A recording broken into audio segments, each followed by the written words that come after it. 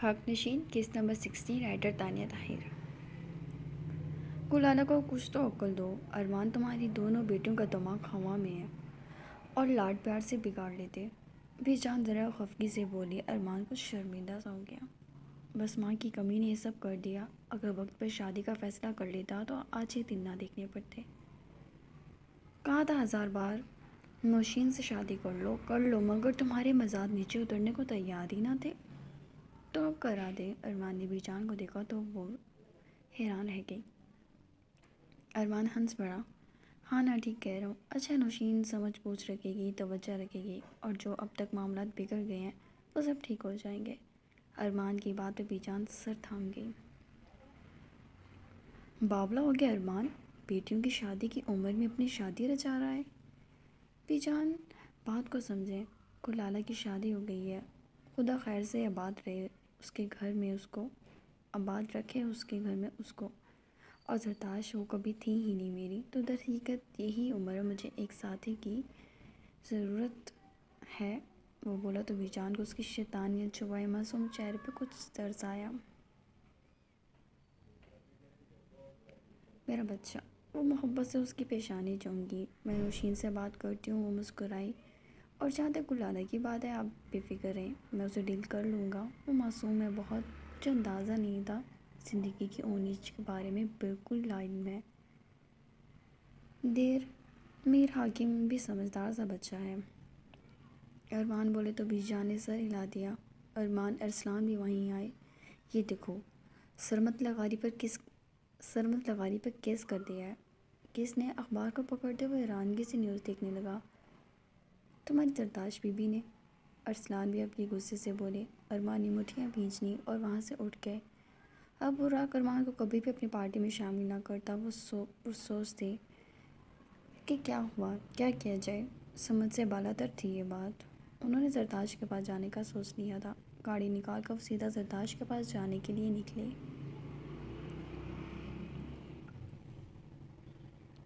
لالا جی، فرحات نے نیند سے ابھی جاگے براق کو دیکھا۔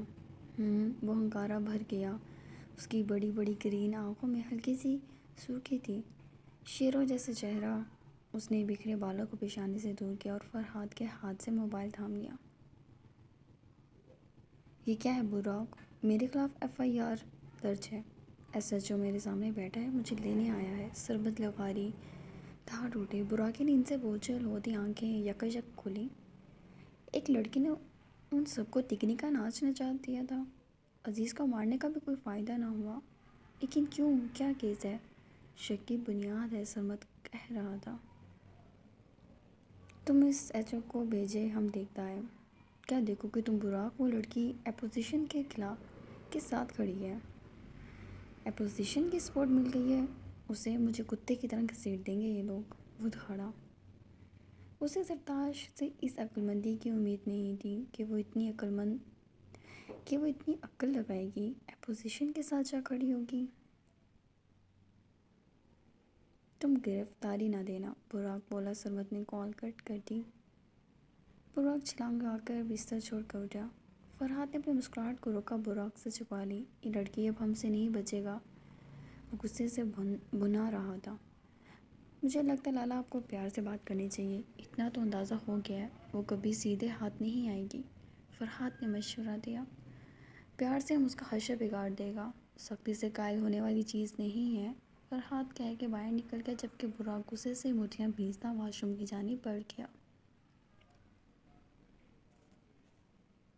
تھینک یو سو مچ سر، آپ جیسے لیڈرز کی ہی ہمیں دوبارہ ضرورت ہے، اس نے ضیاء خان کو مسکرا کر کہا۔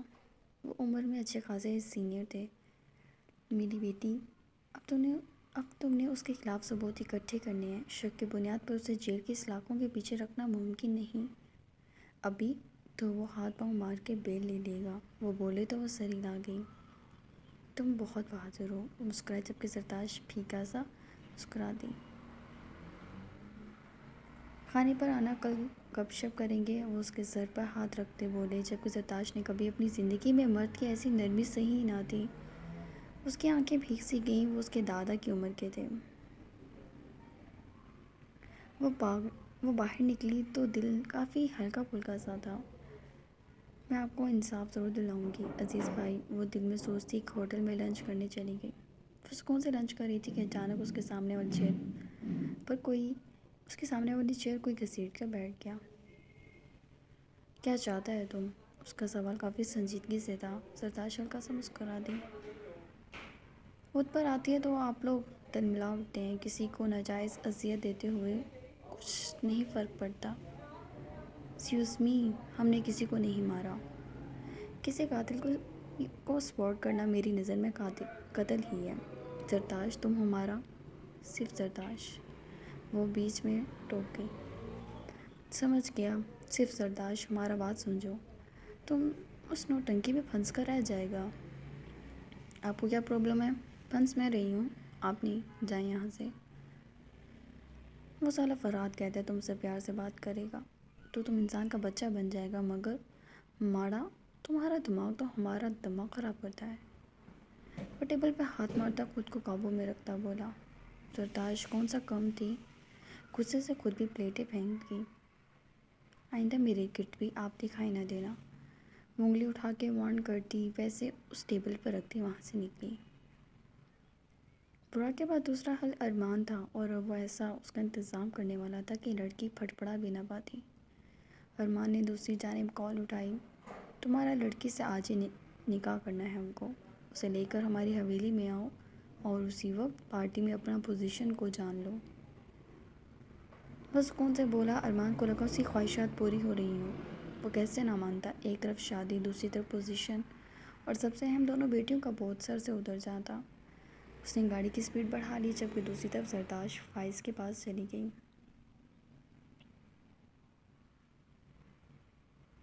یہ کافی پرابلم بن چکی ہے زرتاش۔ فائز سارا قصہ سن کر نرمی سے اسے دیکھنے لگا۔ مجھے فرق نہیں پڑتا، میری زندگی میں پہلے بھی میرا ساتھ دینے کے لیے کوئی نہیں تھا، اور فائز جب سچ کا ساتھ کوئی نہیں دے گا تو خدا کو منہ کیا دکھائیں گے جا کر؟ اس کا لہجہ بھیگ گیا۔ تم ٹھیک کہہ رہی ہو، میں تمہاری بات کے خلاف نہیں ہوں، لیکن تم ایک عورت ہو۔ عورت سروائیور؟ ساری زندگی یہی تو سنا ہے میں نے، وہ بولی تو فائز لب دبا گیا۔ میں تمہاری ہر بات سے ایگری کرتا ہوں، لیکن پھر بھی تم نے اپنے پیچھے بھیڑیوں کو لگا دیا ہے، وہ تمہیں کبھی بھی نوچے بنا نہیں رہیں گے۔ میں سیکیورٹی یوز کروں گی، لیکن پھر بھی تمہیں ایک مرد کے ساتھ اور اس کے نام کی ضرورت ہے۔ فائز کی بات پہ وہ ہلکا سا مسکرا دی۔ میرے پاپا میری شکل نہیں دیکھنا چاہتے، پھر کہاں سے لاؤں مرد کا ساتھ اور مرد کا نام؟ مجھ سے شادی کر لو۔ فائز کے اچانک سے کہنے پر وہ چونک کر اسے دیکھنے لگی۔ ایک لمحے کے لیے سناٹا سا چھا گیا، جیسے وہ کچھ بول نہ سکی۔ شادی؟ اس کی لب پھڑپڑائے۔ آئی نو یہ ورڈڈ سا پرپوزل ہے، بٹ میں کافی نروس تھا کہ معلوم نہیں تم مانو گے یا نہیں، لیکن میں تمہیں تمہارے ہر فیصلے کے ساتھ قبول کرنا چاہتا ہوں اور ہر سفر میں تمہارے ساتھ دینا چاہتا ہوں۔ وہ نرمی سے بولا۔ زرتاش کی آنکھوں میں بے ساختہ بحراق آ گیا۔ اس نے فوراً سر جھٹکا۔ ٹھیک ہے، ہلکا سا مسکرا کے وہ فوراً فیصلہ دے گئی۔ Are you serious? مطلب سیریس ہو تم نے مجھے ہاں کہہ دی؟ زری تھینک یو سو مچ۔ وہ بے حد خوش تھا۔ زرتاش تھوڑا حیران ہوئی۔ تم میرے بارے میں سب جانتے ہو فائز، آہستگی سے بولی۔ فائز نے اس کا ہاتھ پکڑ لیا۔ تمہارا کوئی قصور نہیں اس میں، وہ جذبات سے بولا۔ زرتاش سر ہلا گئی۔ وہ عجیب محسوس کر رہی تھی، جیسے کچھ خالی خالی تھا، لیکن یہ فیصلہ ٹھیک تھا۔ فائز اس کے لیے بہترین تھا۔ وہ خود کو خود ہی تسلی دیتی اس کی باتیں سننے لگی، جو بہت ہی زیادہ خوش تھا۔ فریش ہو کے وہ نیچے آئی تو وہ سکون سے ٹیبل پر ناشتہ کر رہا تھا۔ اس نے مڑ کے گل کو دیکھ کر ہلکا سا مسکرا دیا۔ گل آلا اس کی جانب قدم اٹھانے کی بجائے باہر کی جانب قدم لینے لگی۔ میر حکیم نے ایک نگاہ دیکھا اور پھر ناشتہ کرنے لگا۔ اپنا ناشتہ مکمل کر کے وہ باہر آ گیا۔ اس کے ہاتھ میں کافی کا مگ تھا۔ وہ لون میں گراس پر بیٹھی گھاس پر پاؤں رکھے بیٹھی، پاؤں پر نیلے ہوتے زخموں کو دیکھ رہی تھی۔ کیا ہوا، غمگین ہو رہی ہو؟ اس کی آواز پر اس نے مڑ کر دیکھا۔ میں بابا کو سب کچھ بتاؤں گی، وہ آہستگی سے بولی۔ بتایا تو کل رات بھی سب کچھ تھا، تم نے ویسے کیا بتاؤ گی؟ اس کے سامنے آتا ہلکا سا جھکا۔ کہ میر حاکم نے تمہاری گردن بھی کاٹا، تمہاری گردن سے نیچے کاٹا یا اس سے نیچے؟ اس کی انگلی رینگتی جا رہی تھی۔ یہ تمہارے ہونٹوں کو فضول نہ بولے، اس کا ہاتھ جھٹک گئی۔ غصہ تو تم میں بہت ہے مگر خیر کیا کر سکتے ہیں کہ تم مقابلے میں میر حکیم کے سامنے ہو۔ ناشتہ کر لو، کبھی تمہارا دم وم نکل جائے۔ وہ مسکرایا۔ مجھے آپ کی شکل نہیں دیکھنی۔ کچھ نہیں ہوتا، جسم دیکھ لو۔ میر حکیم، وہ سرخ سی ہوتی تقریباً چلائی۔ تم میر حکیم کی جانب نہیں ہو سکتی، خود کو دیکھو ذرا۔ وہ سر جھٹک گیا۔ گلالہ خاموش ہو گئی۔ وہ اندر جانے لگا۔ اسے غصہ چڑھا۔ جب اتنا ہی آپے سے عشق تھا تو انہی سے شادی کرتے۔ مجھے کیوں برباد کیا ہے؟ کیونکہ مجھے شوق چڑھا تھا تمہیں برباد کرنے کا۔ وہ مسکرایا۔ گلالہ کو اس کی مسکراہٹ سخت زہر لگی۔ وہ دور ہو گئی۔ اچھا خیر، میں سونے جا رہا ہوں۔ تمہارا جب یہ احتجاج ختم ہو جائے تو کر لینا ناشتہ۔ خدا کی قسم، آپ کی حرام کی کمائی کا ایک لقمہ بھی خود میں نہیں اتاروں گی زندگی بھر۔ وہ بھڑکی۔ پھر تو تم جلدی مر جاؤ گی۔ وہ ہنسا اور اوپر چلا گیا۔ گلالہ صوفے پر بیٹھ گئی۔ اس کی آنکھ سے آنسو بہنے لگے۔ اس نے اپنا موبائل تلاشا۔ اس کا موبائل اوپر تھا۔ وہ بھی تیزی سے اوپر چڑھی تو اس کے پاؤں کے تلوے دکھ سے گئے۔ وہ کمرے میں داخل ہوئی۔ میر حکیم نے مڑ کر دیکھا۔ کیا ہوا؟ میرے بنا سکون نہیں آ رہا؟ وہ ہنسا اور شرٹ اتار کر اس کے منہ پر پھینک دی۔ گلالہ پیچھے ہٹی اور اپنا موبائل اٹھا لیا۔ میر حکیم ہنسنے لگا اور بستر پہ گر گیا۔ اس نے آنکھیں بند کر لیں۔ گلالہ، مزہ آنے والا ہے تمہارے ساتھ کافی۔ وہ بلینکٹ میں گھس گیا۔ گلالہ اسے اگنور کرتے نیچے آ گئی۔ اس نے جلدی سے ماہی کو کال ملائی۔ ماہی نے کال اٹینڈ کی تو وہ بری طرح رو پڑی۔ ماہی دوسری طرف خاموش تھی۔ گلالہ کو تم ان کے ساتھ ایڈجسٹ کرنے کی کوشش کرو۔ تم اس طرح نہ رو۔ تمہارا بھائی جنگلی آدمی ہے اور تم اس کی فیور کر رہی ہو۔ وہ آگ بگولا سی ہو گئی۔ کیا جنگلی پن کیا ہے انہوں نے؟ گلالہ نے غصے میں اپنے وجود پہ اتنے سارے نشانات کی تصویریں ماہی کو سینڈ کر دی۔ ماہی لب بیچ گئی۔ مجھے لگتا ہے یہ میاں بیوی کا پرسنل ہے گلالہ، تمہیں سمجھنا چاہیے۔ وہ شوہر ہیں تمہارے ساتھ ہی رہیں گے یا باہر منہ مارے جا کر؟ ماہی، وہ ویسے نہیں ہے۔ وہ بے بسی سے بولی۔ کوئی بھی ویسا نہیں ہوتا، سب کو ایک دوسرے کو سمجھنا پڑتا ہے۔ وہ آپی سے پیار کرتے ہیں۔ اچھا بس کرو گلالہ، زرتاش آپی کا ذکر نہ کیا کرو۔ ماہی، گلالہ ایک لفظ بھی نہ کہہ سکی کہ رات کے بعد شاید کوئی بھی اس کی نہ مانتا۔ اسے کوئی نہ کوئی ثبوت دینا ہی ہوگا۔ وہ سوچنے لگی لیکن بھوکا کیا کرتی، آخر کیا؟ اس نے آخری نمبر پر کال ملائی۔ وہ نمبر آپی کا تھا۔ کال ملا کے وہ بری طرح رونے لگی۔ گلالہ، کیا ہوا ہے؟ زرتاش پریشان ہو گئی۔ آپی، مجھے بھوک لگی ہے، مجھے کھانے کے لیے کچھ چاہیے۔ میر حکیم کہاں ہے؟ پتہ نہیں۔ ہوا کیا ہے گلالہ؟ مجھے پریشان نہ کرو، بتاؤ صحیح سے۔ اور گلالہ اسے سب بتاتی چلی گئی۔ زرتاش کا غصہ سا چڑھا۔ یہ کیا بکواس ہے؟ میں آتی ہوں تمہارے پاس۔ نہیں آپی، آپ نہ آئیں یہاں، سب آپ سے نفرت کرتے ہیں۔ آپی، میں جان گئی ہوں۔